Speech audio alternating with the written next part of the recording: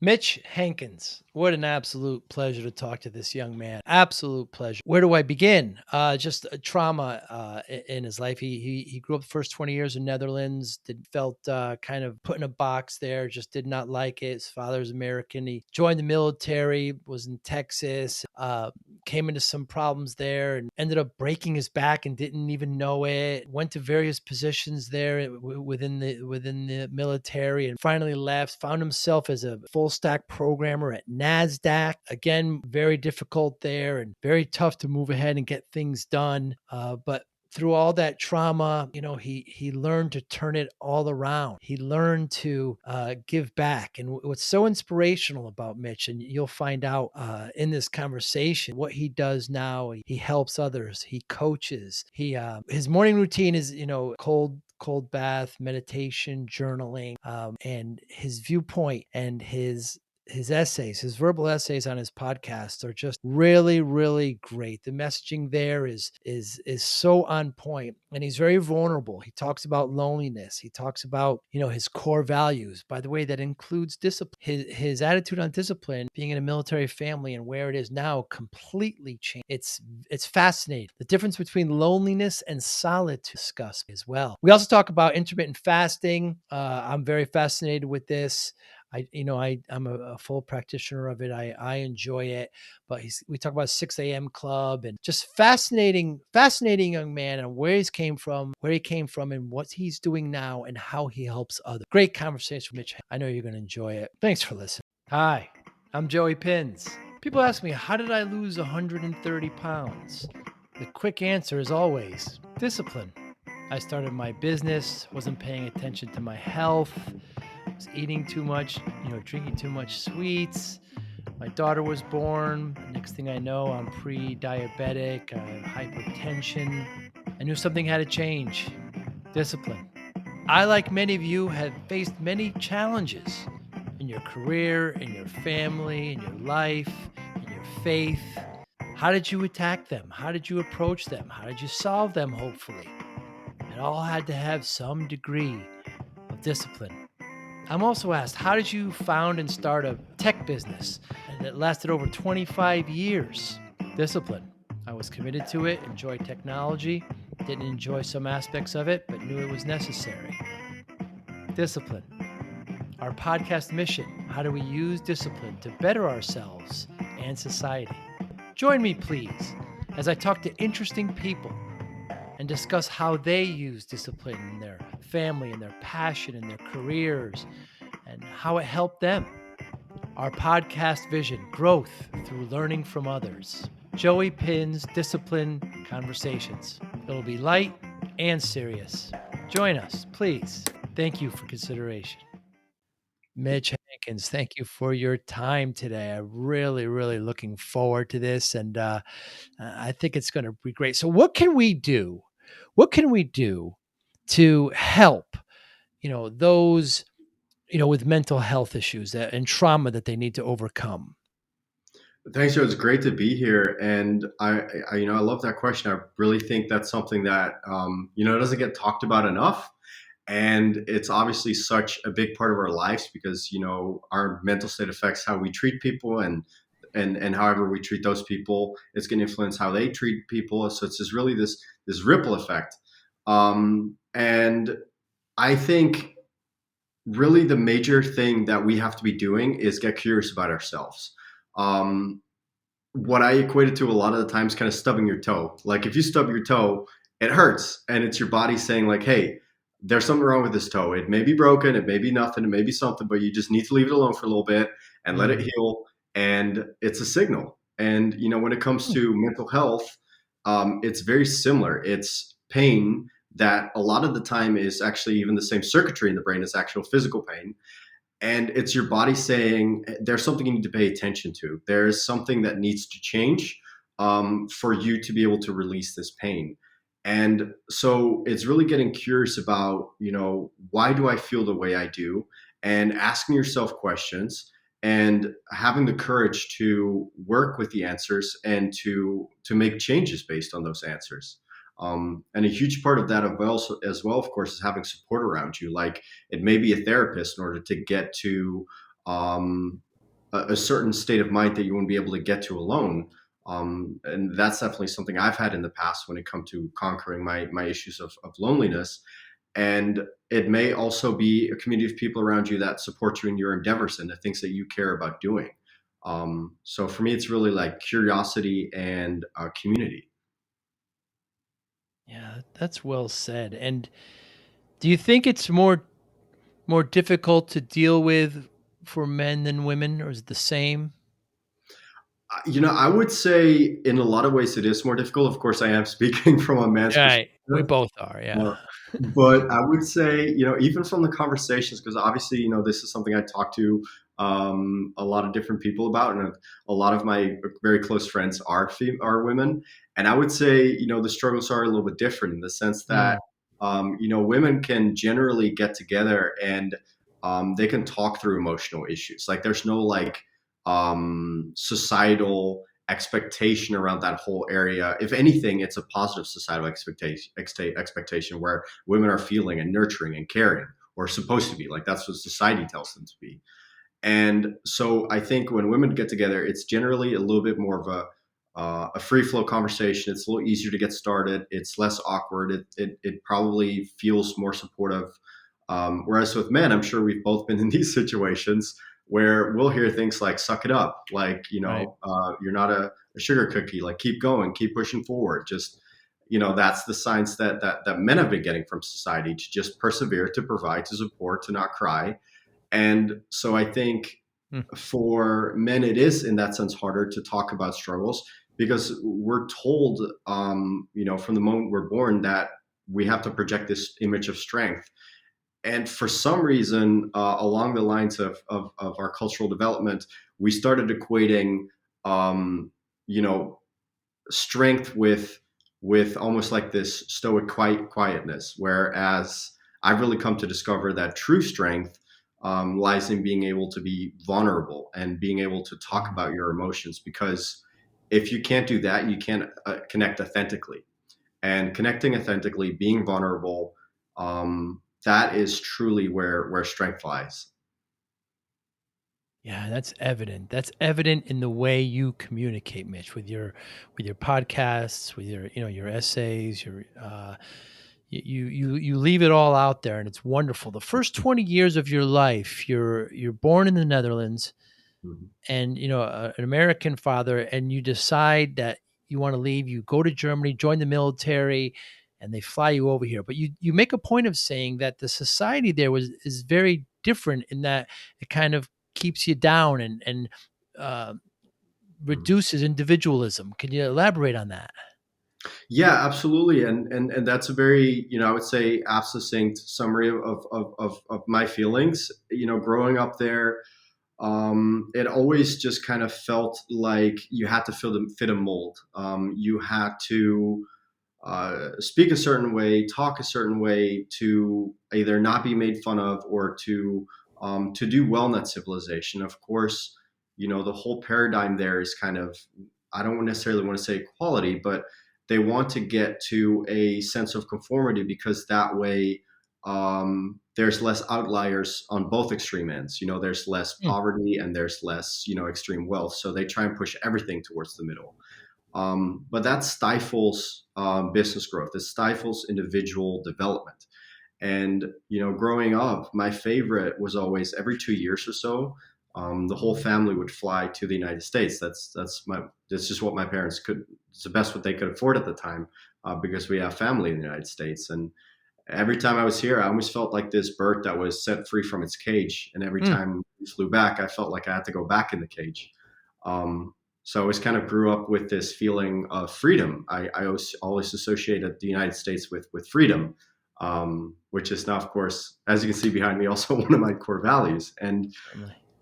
you know, I I would say I really learned from that experience of growing up there just how important it is um, to be yourself authentically. Because the whole time, or the majority of the time that I lived there, I didn't really feel truly alive. I really felt more like Mm. I was maybe playing some sort of role, or like there was just left a lot on the table. And it didn't really it didn't really feel like home because of that.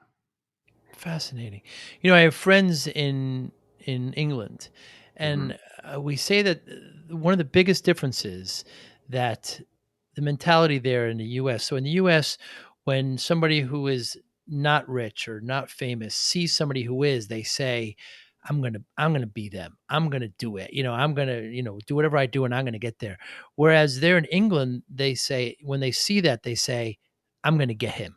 I'm gonna get him right now. Is he I'm gonna and so it's just is that similar to so there's resentment, right? There's resentment here, whereas here there's kind of admiration. Is that similar there as well? That's a really good observation. I would say so. Yeah, it's almost a resentment to where it's if something is different, that's bad. Versus in the Mm, United States, and I live in San Diego in California, and that's the complete opposite end of the spectrum, right? Where yeah. normal is boring and where conformity is boring. And that's why I love it so much. And it's exactly like you said. If something doesn't conform, whether it's like a very high level of wealth or a very high level of creativity or anything, any other outlier, there's some sort of resentment from people. I think I can't prove this. I have no research papers to back this up, but I think that's just an internal reflection, right? Just like any other judgment, it's just people don't like that they have to conform, but they've been having to do it since childhood.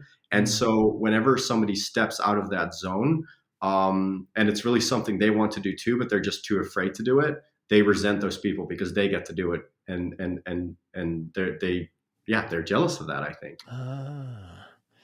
So my father's from Italy, and I spent a lot of time in he's from Southern Italy, which is very different than Northern, and it's Yeah. a lot of small town mentality there. I mean, it's a wonderful life, they eat well, but I don't really get that sense that we're describing here, but they are encouraged to kind of stay in the small town and get married and kind of become their parents and become their grandparents. It's kind of a different kind of a reality there, but it's very interesting, the whole perception. I, I saw you in your orange, your Netherlands jersey there.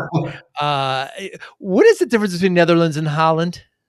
So to summarize that, essentially, Holland technically is incorrect because Holland refers to two of the provinces. There's North Holland and South Holland.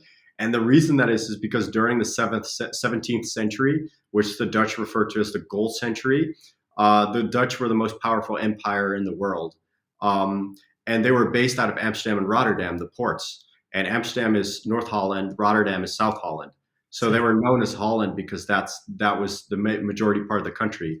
I see. But now it's only represents two of the 12 provinces. So the Netherlands is all of them.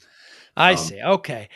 Get that out of the way, the civics question. And they're responsible for like turning vegetables orange for a while, right? Didn't they? Aren't they the reason why carrots are orange and not green? Did you ever hear this? I have not. I would have to look that up. Yeah, I'm not surprised, but I want to know the story behind that. Yeah, that's what I learned as well. They're I don't know what century it was, but they actually changed because they're all orange, and I don't really understand that either. But I digress. There's a tangent. So you come to the U.S. now, and you join the military, Yes. and uh, you join the Air Force, and your 21st birthday is probably the worst birthday of your life. You're in pain, right? You can't stand this, and you have to remove yourself from that, and you start to find this loneliness and depression is starting to really enter into your life. Yes. Yeah. Absolutely. That 21st birthday. That was on Medina Air Force Base in Texas. That was only a few weeks after I graduated basic military training. And I was basically in my first training school. And so, I when I enlisted in Germany. That was the closest Air Force base. They flew me straight from Germany to basic training in Texas, and that took about I forget if it's 6 or 8 weeks. I believe it's 8 weeks. So that whole time you're pretty busy. Like the alarm goes off at like 4:30 or something ridiculous like that. Marching all day, doing all sorts of stuff. So you're really too busy to think about anything. And then after graduating basic training, I went to that first training school. You started getting a little bit more downtime. I still wasn't allowed to leave the base, but you had like your own individual room. You had some time to think about things. You weren't sleeping with like 50 guys in one single room. And when my birthday came up, that was basically the first birthday I'd ever spent in my life, at least living in the United States. So, I was away from my family. And even though, we had some differences growing up, we are very, very close. So it was very strange for me to be completely alone for that first time. And I hadn't really made any friends on base. I was, even my clothes were different from people. So I got my clothes back. Like people were just kind of pointing out, like, oh, you look so different. Like, your Right. jeans are tight and they're weird colors, Right. all these different things. And I had a kind of a bad attitude because of all these different things going on. And so I really didn't have any friends on base either. And during my 21st birthday, I was in a very heavy like physical training program. We were not even allowed to walk on base. Like we had to run everywhere. Like if we were going to go get groceries or dinner, like we had to run there. We're doing like hour-long runs with like 50-pound backpacks. Swims all day, all sorts of crazy stuff. And I was going through about a little bottle of ibuprofen every week. And after the first few weeks, that just stopped working. Right. And um, on my 21st birthday, I was just kind of laying on my bed in my room, and just I don't want to use the term dissociate. I don't think that was really what it was, but it was just there were so many emotions at the time that I just kind of became numb. Where I was indeed very depressed because lack of community, didn't really know what I was doing, and then being in a great deal of physical pain. I only found out years later, like I'd broken my back, I had nerve damage, had all these different issues, but of course I didn't know that at the time because the message I received from society is if you're in pain, suck it up, keep going. Mm, And so, that didn't help. The mentality didn't help because I was laying there in pain. I was just telling myself, like, stop, stop being so dramatic, kind of mentality. Like, just live mm. with it. Suck it up and keep pushing forward. And so that memory is so etched in my mind, because it's just a confluence of all these different themes of my life at the very same time, where the pain, the loneliness, and depression, all these different things just kind of hit me at the same time. Um, and at that time, I didn't even know.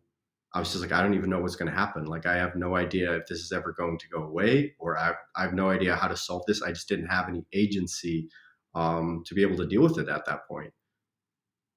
Amazing. So you decided to leave that program, and then you became mission control. I mean, airspace control, right? And you went to another state at that point, and more in the north, and then you had physicals, and you had to leave that then too. All the training you had, and you had to leave. I mean, it's just kind of trauma after trauma, Mitch. Yeah, that was a very difficult time too. That once I got essentially reclassified, I quit the program and I got reclassified into air traffic control. Mm, And that training school took almost 8 or 9 months. And that was on a very, restricted privileges as well. So not being able to leave the base, all these different things. And then once I got to my base in Illinois at the time, there was another a year on the job training, and because I was still struggling with a lot of attitude issues and such, I was definitely starting to get more friends, but I was definitely very strongly disliked by plenty of people and by plenty of trainers. So it took mm, me a long time to get through training. Yeah, again, very demotivating. Of course, still struggling with all the pain and trying to hide it so the doctors wouldn't find out.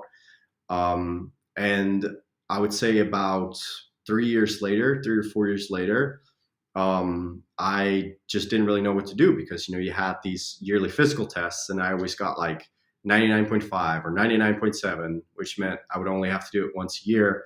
But that just got to a point where I couldn't maintain that, and so I was like, well, I need to figure out what's going on, and I started going to the doctor, and nobody at this point had thought about taking an X-ray of my back, like even as I was reclassed in air traffic control.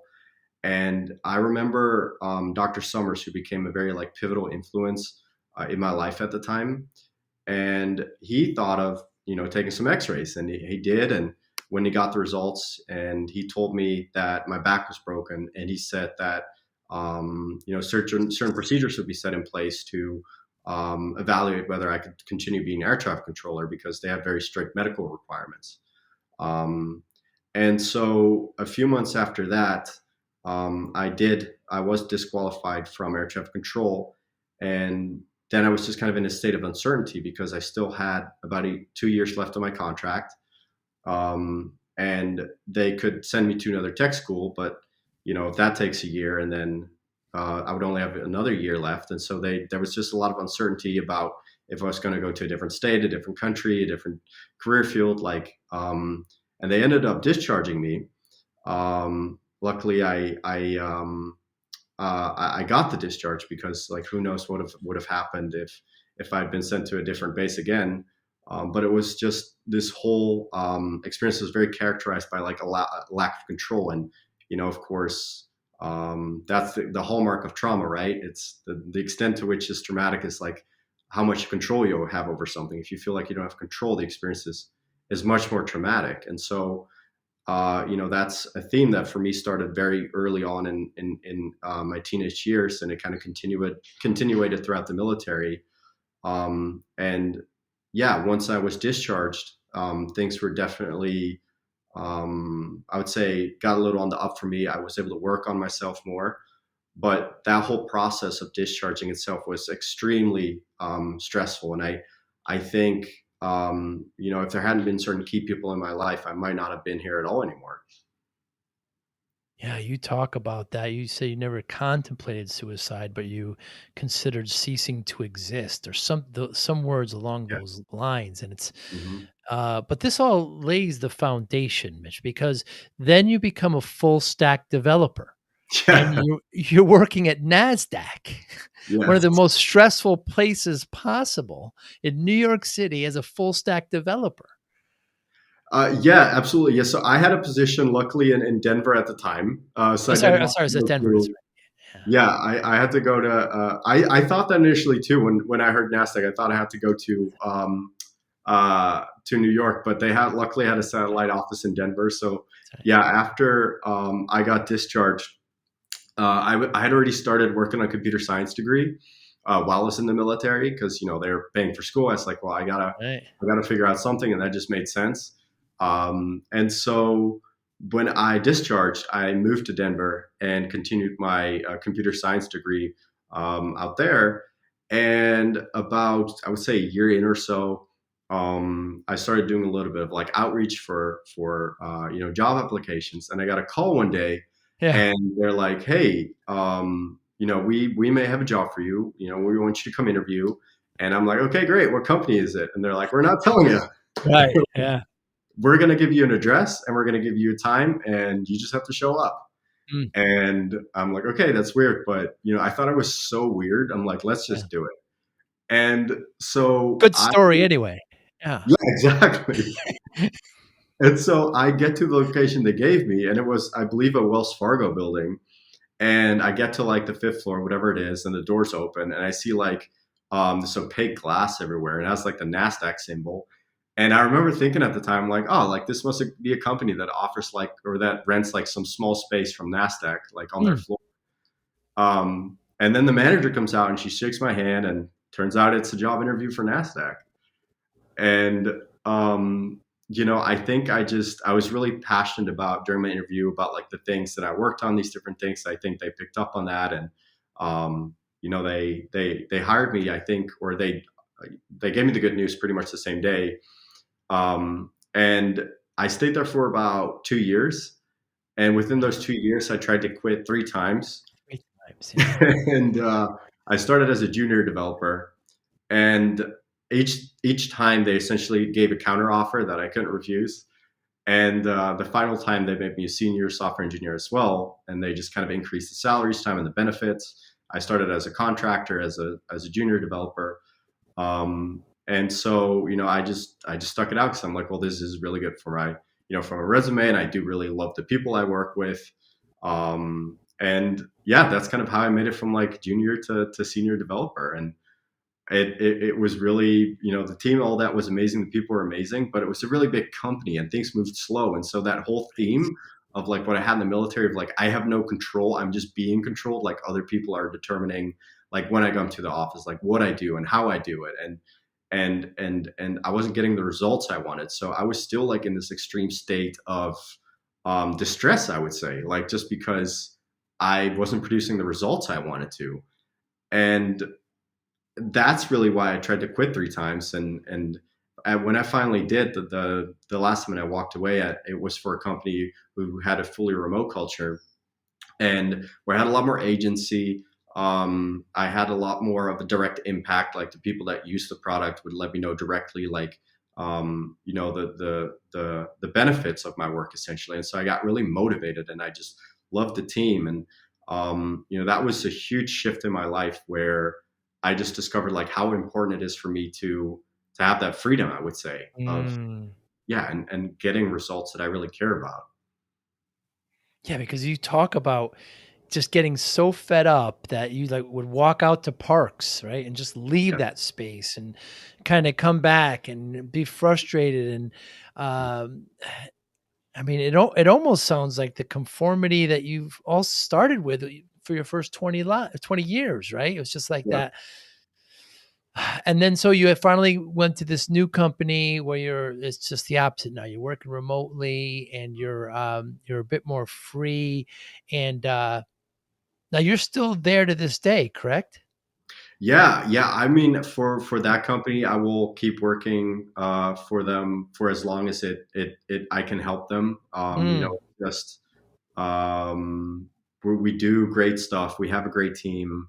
It's a really good culture, and that's unique to find. And when you really care about things, and aside from that, I can because I thought a lot about like, well, where do I want to go in life, and I don't see myself, programming when I'm, 40, 50s. Like, I don't see myself doing that until I'm retired. And so, when we talk about that theme of like being under someone else's control, it was really like, well, like, what do I want to do with my time? Like, what do I want my life to stand for? And then I kind of started thinking about how many people were in the situation that I was in, where they were like either high achievers or like kind of analytical, logical people that were, I would say, lacking meaning in life because they were either over analyzing or because they had imposter syndrome or they were burnt out. They weren't taking care of themselves physically and mentally.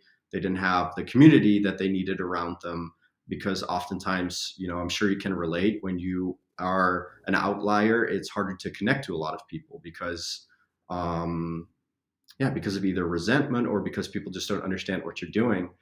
And so with all these thoughts, I thought to myself, like, well, what I want my life to stand for is teaching other people the things I learned to get myself out of that hole and to create meaning in my own life. And that's kind of where I launched my whole debug life movement and my coaching practice because that for me, the programming is definitely very fulfilling, and I love doing it. But the debug life is much more spiritual for me. It's much more long term. yeah, I could tell. One more story that I just have to hear from you. But so you decide from Denver to go, of course, down to San Diego where you fall in love with the water. Yeah. But with your time with your time at Nasdaq, you kinda get some fiscal acumen, and you decide to buy real estate, so you buy real estate in Columbus, Ohio, and and you go there and live there for a while, decide that's not for you, and then take an RV back to San Diego. It's amazing you do these things that are so I mean, do you do them just because I want this because people say I can't and I'm just going to do it. And you certainly did research. I don't want people to think it was completely impulsive. I don't think you're that way, but you, I mean, it's amazing. And yet another amazing story by you. I mean, that's pretty accurate. Yeah, it was very much like just because I can and just because I Right. want to see what's out there. And I've lived in 7 states, 2 countries, so like it's really this perspective of like everywhere is different, and I want to experience it. And I want to see where I'm Mm, home and where my people are. And it's exactly like you said. I picked up that financial bug when I got out of the military. Obviously, I mean, I think I was making like maybe $1,200 a paycheck, so like $2,400 a month, and so I mean I wasn't starving, but I just mean and it was never a priority at that time. I come Right. from a middle class family, and we didn't really do many extravagant things, which I'm very grateful for the way I was raised. So it wasn't really front and center of my mind. And then, as you said, I got to Nasdaq and I worked on risk management software, and obviously that's a huge part of the market, like making sure people don't do really crazy stuff with their money, Right. being able to keep tabs on that. And I learned about derivatives, option contracts, which are like these complex financial products that are tangential to stocks. And I was just so confused by them because there's so much verbology when it comes to options. Like there's theta, there's delta, there's gamma, there's beta, there's all Huh. these different um, it's just a whole another dimension when it comes to stock of complexity. And every time I worked with all these different softwares, I was just like, I don't understand what any of this means, and nobody there really did. I felt like, or understood the whole picture. People just wrote code and weren't the traders themselves. So I started taking some math courses and like doing a lot of research on options. And by the time that I moved to San Diego, I was trading options myself, and of course, software engineering made good money. So I was kind of starting to see the possibilities because when I moved to Denver, I was like $60,000 in debt or something like that, something crazy. Wasn't good with money, was quite kind of impulsive, just buying stupid things, new cars, just things I didn't need.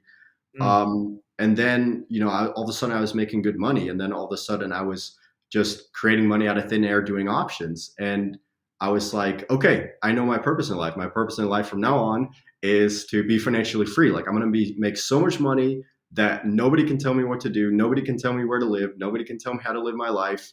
I'm just going to do whatever the hell I want. And so that's the journey I went on when I lived in San Diego. And I read this book. I'm sure you've heard of Rich Dad Poor Dad by Robert Kiyosaki. Of course. And and then something changed in my mind. Like, okay, like I got to buy a house. That's my next thing. Like I'm only in the investment quadrant right now, and need to move to the real estate quadrant.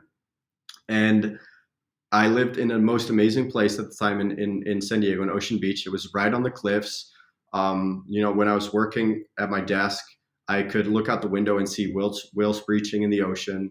I Wow. could surf right in the backyard. And I gave all that up because I thought I have to go buy a house. And so I couldn't find any good deals in San Diego. And I did a good bit of research, and Columbus still had, good growth statistics, young people moving there, money coming in.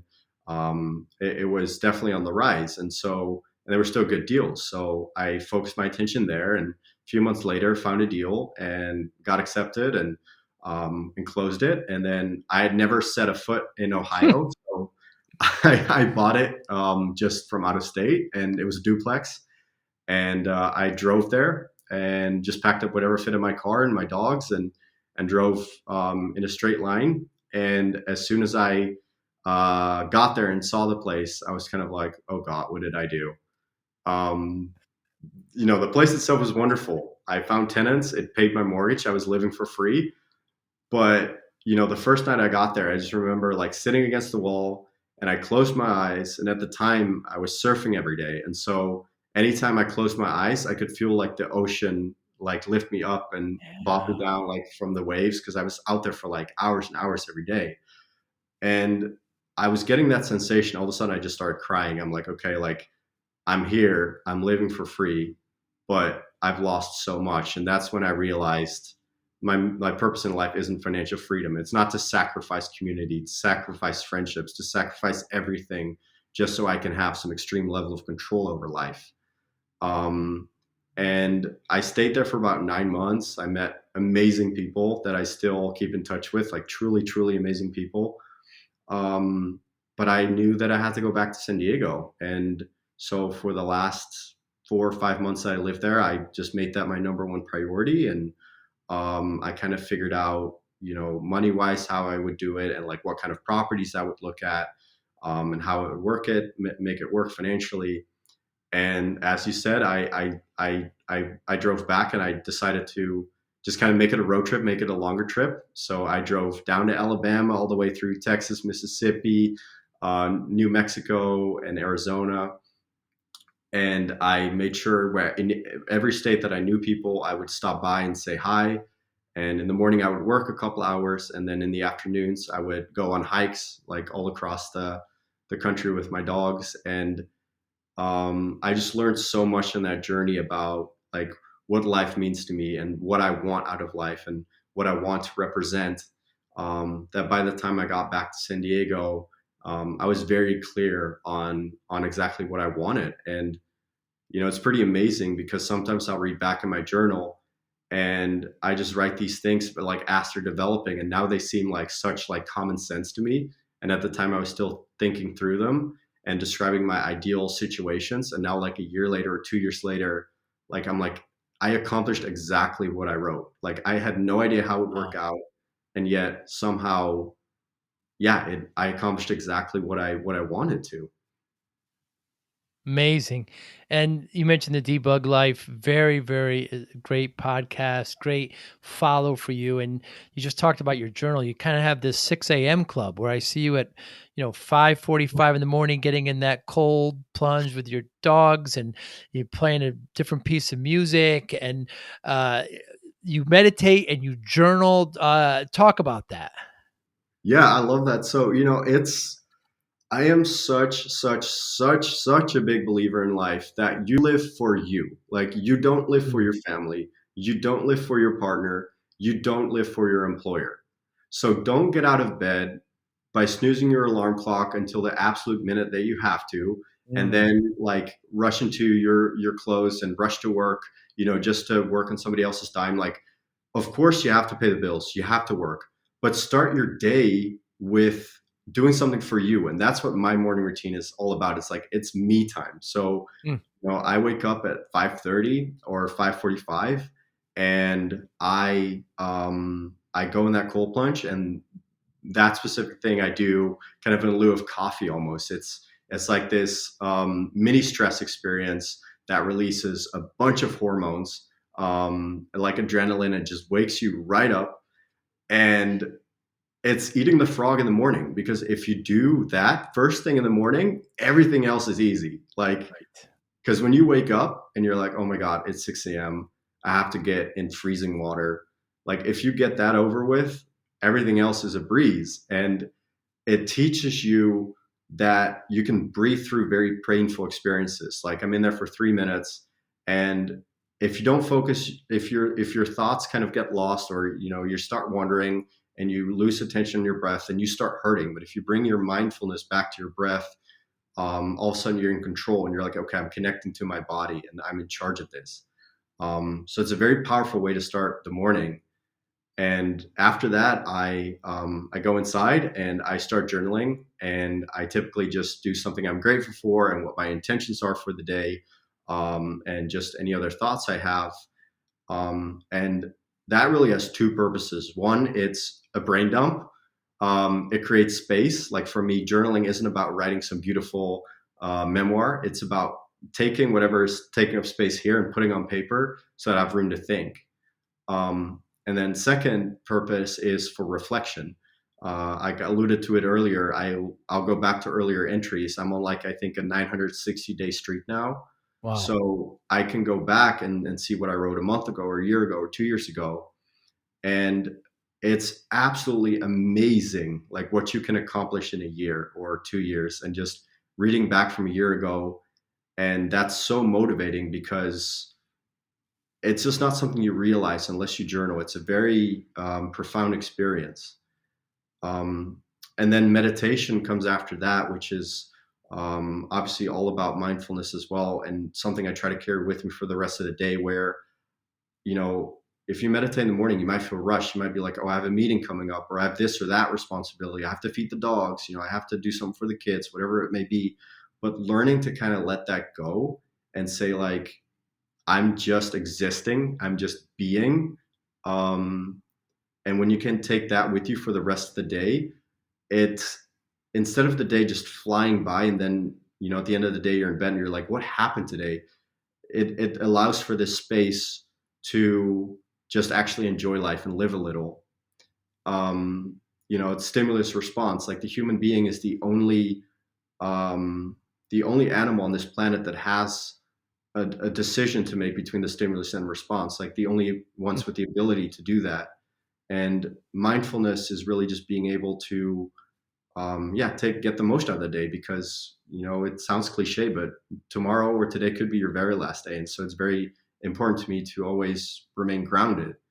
Um, and then I'll read a little bit. It's not very long. It's usually like 10 pages, 15 minutes or so of like an inspirational book, like the Toltec Wisdom, or you know, Marianne Williamson, like those sorts of books. And that just kind of, I think, changes what you focus on. Of course, what you focus on expands. So when you focus on spiritual enlightenment, on things that connect you to your higher self,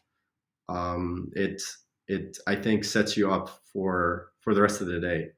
And so I make sure to do that morning routine pretty much every day. And sometimes I don't do all those activities. I try to do at least one or two of them. And the majority of the days I get around to them. And there's a big difference between, the days that I don't do it. I definitely feel more rushed. I feel less like myself. I feel more like I'm being controlled.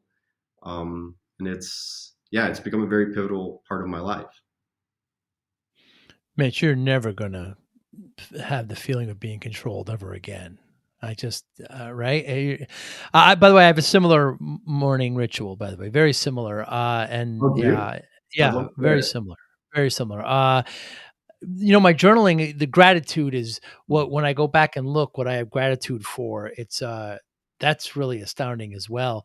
In your debug life, your kind of your verbal podcast and the way you lay yourself out there. You talked about core values, and courage, wisdom, and discipline. Of course, on the podcast, Mhm. I talk about how I lost all the weight. Doctor said I'm not going to see my daughter graduate. I started my business and wasn't paying attention to my body, Mitch. Not good. And so I worked hard and lost all the weight. People always ask me how. I always say discipline. So right there in your core values, you have discipline. How does it play a role in your life, and how has it changed since being in those young environments?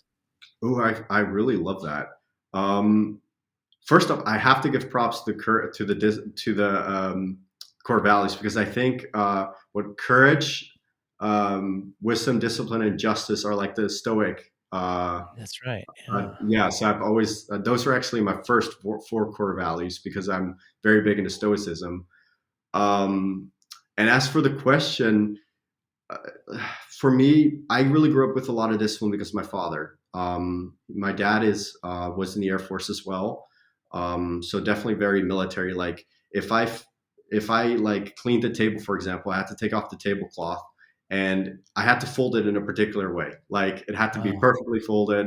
If I put something away in the house, or like if I took a cord out of the or wall plug out of the socket, I had to like roll it up a certain way, like all these different things. And of course, most of the time I hated it growing up, but it did teach me what discipline can do.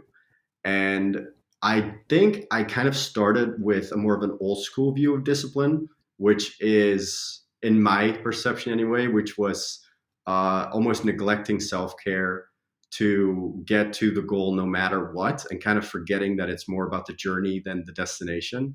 Mm, And I would say how um, that's affected me in a lot of different ways, in the sense of the bodily harm I've done to myself, as well as the mental harm.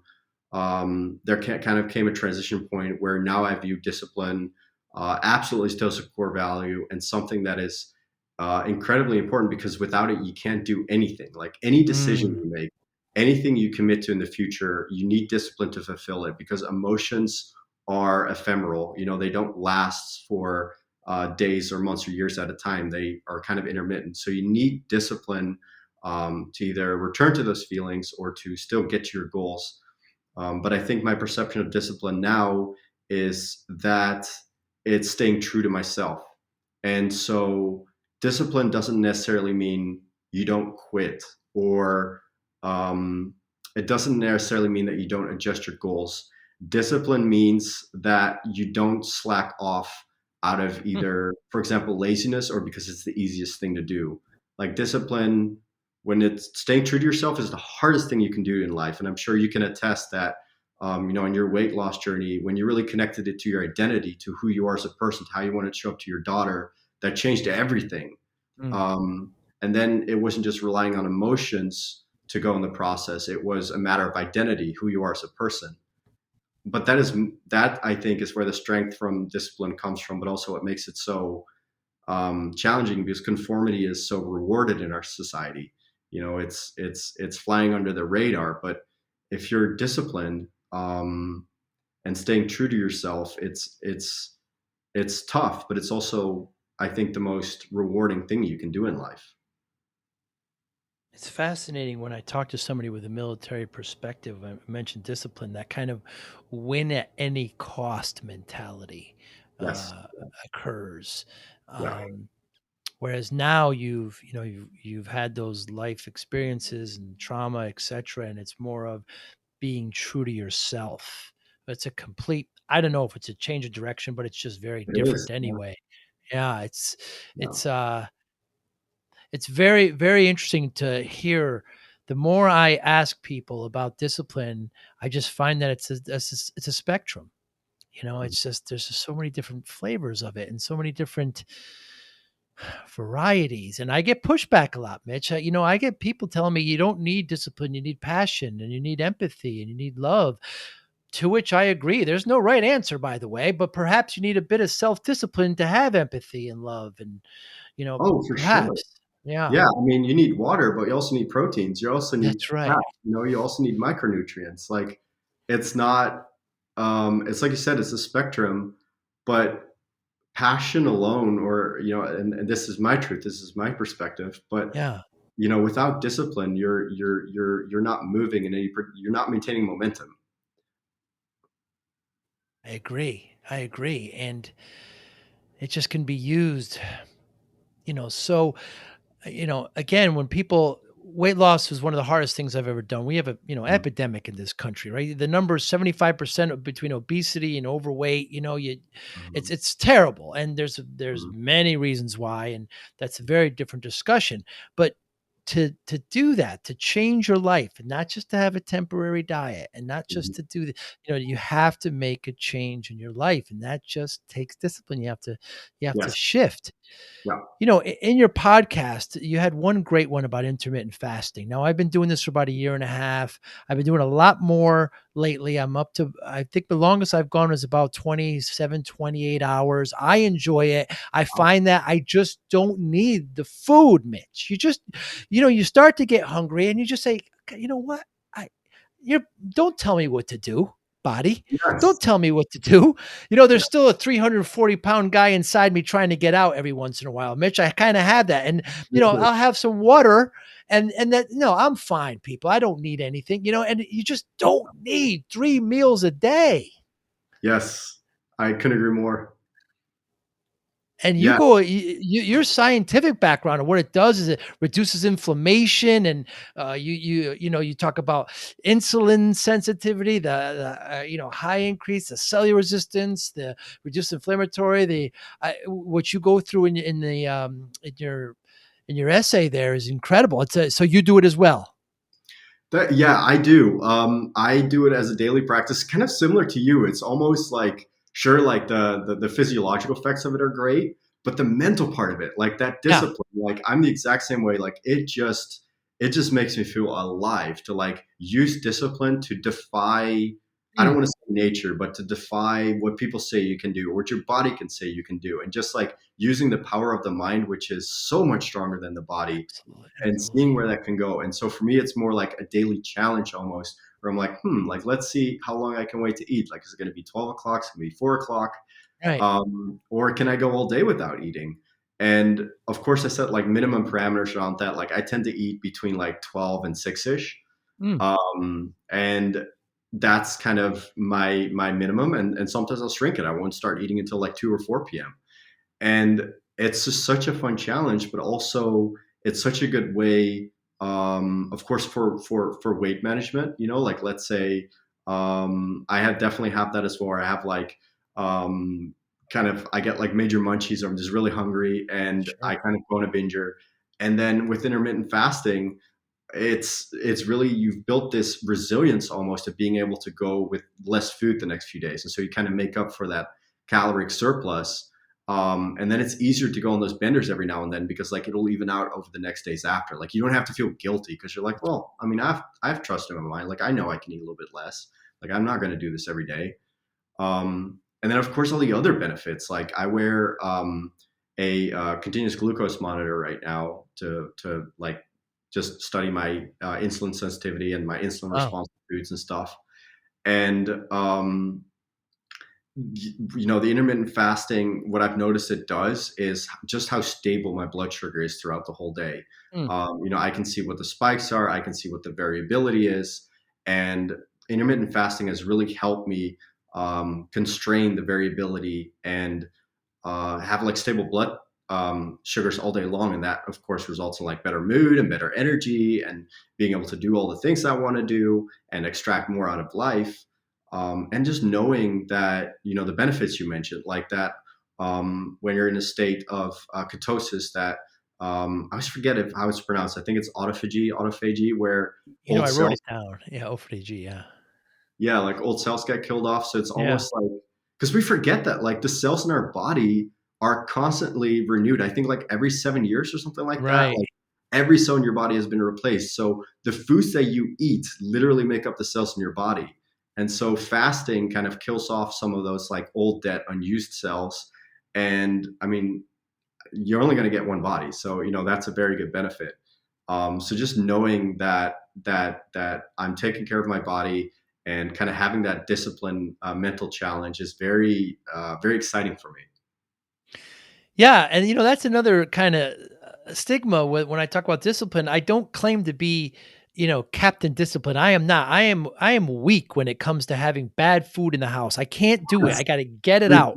If I've got bad, I'm going to eat it. So people take it away from me, or I'm going to throw it out. And I mean throw it out. It's going to leave the door. Yeah. Because I just can't have that stuff around. And you know, I play golf, and yesterday, we're at the ninth, 10th hole, and I've gone almost 16, 17 hours without eating, and I kind of feel my body, and it just makes me focus, Mitch. It just no, I'm not. I put a protein bar in the bag, but I'm not going to touch it, and I'm going to focus more, and it just drives me more. So I don't know. I just find myself fighting back. Everybody who's listening thinks this is hard. Start, I stop eating around 6 o'clock or six Mhm. o'clock in the evening. Just by going to bed and waking up at 6 or 7, you've gone 12 hours right there. Yes. Breakfast is breaking the fast, right? When you have Yes. breakfast. I don't eat breakfast anymore. By the way, I've never had a cup of coffee my whole life, by the way. So I just have water, and you take the cold plunge, I take a cold shower. I mean, that I don't need anything to wake me up. And why start now? I'm 55 years old. But my point of all that is just have a little pain, just have a little, fight for something. When you say you're going to take that cold and I see you coming out of there and you're shaking and you kind of go in there a little bit hesitantly because that's the hardest thing you got to do for the day. People, it helps. When I worked out every day when I was losing that weight, I did it at 5:30 in the morning. I just got it out of the way and I felt great. I think that's a good way of Oh my god, handling I love that. Yeah, you've got me all riled up. Like I'm ready to run a marathon right now. I'm just like, oh, it. oh. It's like what you're saying connects with my soul because it's so true. Like, and there's Yeah, so much power there. And there is.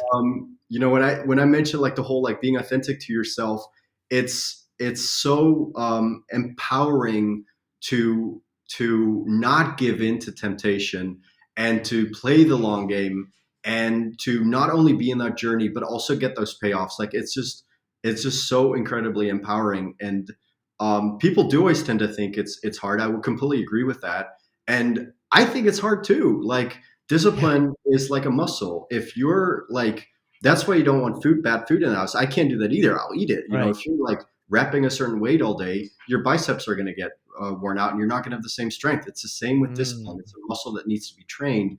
But I think for it to be attached properly, for it to have a good rooting, you need to have a clear why. Because if you know why you're doing something, you can recall those emotions, and emotions are energy in motion. They give you the energy to persevere, to have the discipline.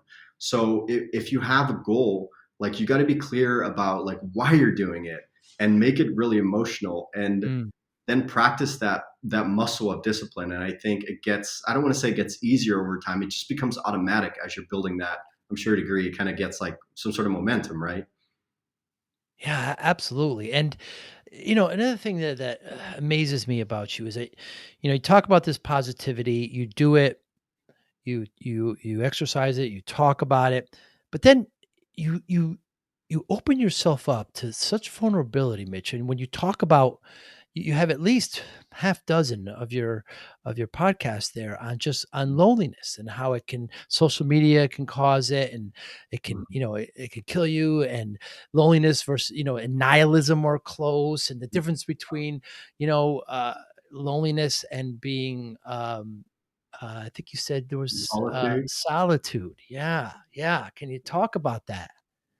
Absolutely, yeah. I would say that's been the driver for all that I've done and for all the meaning that I found in life. And none of this was very clear to me. Hmm. Like growing up, I was definitely well, I was a weird kid, but more so like I was hard to relate to. I very easily made friends, but it was hard for me, not necessarily maintaining relationships, but really connecting with people just because we cared about such different things. Hmm. And that kind of carried on throughout my early 20s, and definitely throughout my teenage years. And you know, I kind of need a lot of help with this. You know, I told you a story about Columbus, and when I was in Columbus, I Yeah. decided to see an EMDR therapist because that was always a therapy that's recommended in cases of trauma. And I remember the therapist, you know, during one of our sessions, just looks at me and he says, "You know, Mitch, to me, it doesn't sound like you're unhappy because you're not achieving your financial goals. It sounds like you're lonely." Mm. And before that, I'd never thought that. Like when I look at my journal, I never really actively was writing about that. I was only writing about, you know, financial things or kind of more logical things. And I never really considered that. And you know, when I went home, I really kind of soaked that in and really thought about it. And that's when I realized, like, yeah, I've moved like 2 countries, 7 states. I've been in dozens of different cities. Every time, just picked up my stuff and just left. Mm. And people just kind of with a flabbergasted look on their face, you know. And I always thought it was weird, but you know, obviously, people are like, you're just picking up like that and just leaving. And to me, that just came very naturally. And so I never thought about these things until kind of that conversation with my therapist. Um, and and that's really when I started working on that. So I started putting more effort into friendships. I started finding people that really resonated with me, and just the gigantic change that I noticed from that. I was like, okay, there's something to this. Like, there's other people that are going through this, and the more attention I paid to it, the more I saw that it affects every single human being in one way or the other. And especially when it comes to loneliness, we don't realize the power of solitude. Like, we do everything we can to avoid loneliness, like by, you know, watching all these different apps on our phones, or playing TV, or numbing ourselves with drugs. But we don't take the opportunity to spend time in solitude. Like, we've heard of like Bill Gates doing his Think Week, where he goes out to the cabin Right. for a week with books, no internet, nothing, and just thinks. And you know, the J.K. Rowling, who wrote Harry Potter, she would go to a resort, like book herself there for a week, completely shut herself out, not talk to a single human being, and just completely isolate herself and get work done. And Mm. that is not something that you see a lot of people doing. And so I kind of made a pivot to where I decided to really solve the loneliness I was feeling by, as I mentioned, like creating community, finding the right people, but also at the same time really taking that time in solitude to discover like what kind of people I wanted to be around and what I wanted to do with them, or what kind of impact I wanted to have on them. And so I think solitude and loneliness are very different in the sense that loneliness you can experience even when you're in a room full of people. Like, it's a Mm. sense of disconnection, versus solitude is being in a state of just being happy, just as you are, and being able to kind of listen to your inner wisdom almost. Yeah, as a kid, Superman would fly to his fortress of solitude where he would think and he would it just kind of came to me right now. Yeah, and there's a distinct difference there. You know, what I really admire about you, Mitch, is that your messages are so confident but never arrogant. And you're not kind of dude bro-ish. You're very like, this is what I went through. This is what I'm doing now. Uh, Try it, people. This is how I'm handling it right now. Maybe it can work for you. Thank It, you. it's really really remarkable. Mitch Hankins, what motivates you? My What motivates me is a community. It's in a sense, it's individualism of being who I am as a person, not adapting to a larger group. But what truly motivates me is taking that to a group and getting the best out of other people and being able to unlock their potential and seeing what other people can accomplish when they start to believe in themselves, when they find that discipline to achieve whatever they want or to show up however they want. Like that's really what motivates me. There's no When my friends do well, it's so rewarding, and if I had a little part in it, it's remarkable. Yeah. It's just there's nothing at all like it. So now you coach now. Tell me what's a perfect candidate for you to coach? So I would say ideally it's anyone who, as we talked about, is kind of struggling with having a balance in their life in the sense of community and work, where they are typically high achievers. They've done pretty well for themselves. Um, and they have all the traditional markers of success, what people tend to look at, like, oh, you have a nice house or a nice car, or, all these different things that people tend to think in a society is good. But people who are feeling very disconnected, who are feeling very lonely, Mm. and that can be because they don't know how to express themselves, because they haven't gotten curious about themselves enough. It can be because they haven't built the right proper social skills. It can be because they lack confidence or because they're burnt out. It's, a million different things can be playing or potentially all at the same time. But ideally, someone I'd be working with is someone who just really feels a disconnect in their personal life. Um, and then what I love to do is walking them through the vision for their life and where they see themselves going and setting up their core values, creating the systems for a happier life, and as well as creating the meaningful relationships that we all just really desperately crave and need. Yeah, and you love to ask why. Yes, I do. Yeah. Yeah. I It's a used to, simple question. and so powerful, Yeah. and a lot of times just asking it is more important than the answers. Mm. Yeah, of course. And do we attribute that to Mr. Sinek? I'm not sure, but perhaps he's the first that actually wrote it down. But uh, it's a real important question. And I want to lose weight. Why? Because I want to look better. Why? You just why? You got to get down to it. And if we're not answering the hard questions in life, what is there? Like we talked about earlier, just with diet. Just the mentality. Not everything that goes in your mouth has to be a party. You can have chicken and spinach one. You have to answer. You have to do things that are hard sometimes. You have to answer the hard questions. You have to address them. How do you measure success, Mitch?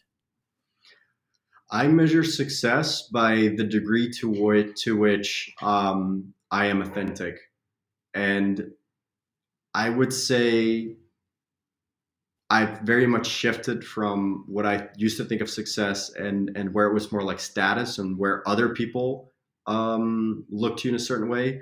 I've almost completely flipped that perspective to that being almost entirely irrelevant, because Mm. if you live completely authentically, it resonates with the right people, and then you don't have to worry about your perception or whatever you project. You just have to worry about making the right decisions that feel right to you as a human being. And being successful to me means going to bed at the end of the day, knowing that I stayed true to my core values, knowing that I didn't give in to weakness, and knowing that I played the long game. Because a lot of what you said just resonated really with me about sometimes you have to do things that are hard. Right. And I would even add to that, if you don't do a hard thing right now, you're only creating more of it in the future. Like you are avoiding short-term pain for you're avoiding that short-term pain and you're creating long-term pain, and it's going to catch up with you at some point. So it's actually really easy. I think once you make it a practice, or it comes to you more easily to just do those difficult things, knowing that you're going to be avoiding that in the future. Yeah, that's well said. Eating too much and, doing things like this. I mean, you're abusing your body. You're just going to pay for it later. Yeah, You could still have fun. You could still have a lot of fun. Just do it differently. Just, yes, reframe it. It's just, yeah, I have a great time. You have a great time. We're smiling, happy men, yeah. and we can have a great time. The debug life, by the way, debug is a programming term, of course, when you're debugging. Is that the root of that? I love that you know it. Yes, that Yeah. correct. Yeah, as in like Yeah. debugging, like removing the errors from life. Yeah, Yeah, I'm a tech background. I taught myself basic back in the 80s when perhaps you weren't even born, young man. But hey, thanks so much for your time, Mitch. It was a great pleasure. I haven't been to San Diego in a while. When I do, I want to get together and have a nice meal. And I like to keep it classy there in San Diego, by the way. But would love to. how do we get in touch with you? So I have my blog up at thedebuglife.com, and there's all sorts of content there. There's the blogs, videos, everything we just talked about in many different formats, podcasts as well. Yes, People, of course, can go on Spotify and Apple Podcasts to find the Debug Life as well. And I'm pretty active, as we've talked about, on TikTok and Instagram under the yes, Debug Life handle, where I tend to post, my morning routine, a lot about my content, a lot of my dogs, I have two huskies, which are just beautiful.